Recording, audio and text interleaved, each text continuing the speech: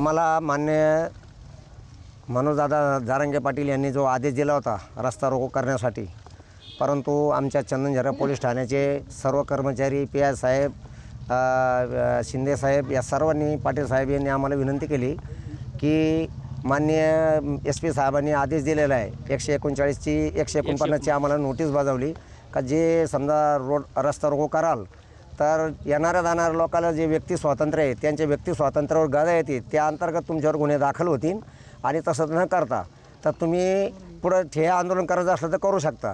मग आम्ही एक ठरवलं, म्हणलं पाण्याच्या टाकीवर सोडून आम्ही त्याचा निषेध करणार. कारण राज्य सरकारने ज्या दिवशी मुंबईमध्ये माननीय मुख्यमंत्री साहेबांनी जो आदेश दिला मराठा आरक्षणचा, परंतु त्याच्यात सगळ्या सोयऱ्याचा जो रिपोर्ट आहे का त्याची अंमलबजावणी करण्यात यावी. आता हे कुणबीचं तर जे ते ते पहिलेच कायद्यात आहे, त्यात काही शंका नाही.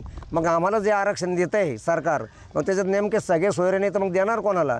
तो जोपर्यंत त्या कायद्याची अंमलबजावणी होत नाही तोपर्यंत मनोजदादा जारंगे जसं आम्हाला आदेश देतील त्याप्रमाणे आम्ही ते करू. प्रसंगी अगर आम्हाला प्राणाची आहुती द्यायचं काम पडलं, मग कायदा हातात घ्यायचं जरी काम पडलं तरी आम्ही नक्की घेऊ, त्यात काही शंका नाही. आम्हाला जे आश्वासन दिलं त्यातलं कुठल्याही राजपत्रकामध्ये जे दिलेलं लिहून त्यात ह्या लोकांनी घेतलेलं नाही आणि आमच्या समाजाची मुंबईला नेऊन ह्या लोकांनी फसवणूक केली. याच्यासाठी आम्ही वरती जाऊन सनी पाण्यात टाकीवर आंदोलन केलं. हे जाणून बुजून मराठा समाजाला दाबवण्याचा प्रयत्न करतात हे सरकार. यांना मराठा समाज नको आहे, यांना माहिती मराठा समाजाचं मतदान हे काही असं फालतू मतदान आहे. यांना OBCचा एजंडा आहे, OBCचं DNA यांच्या बाजूचे.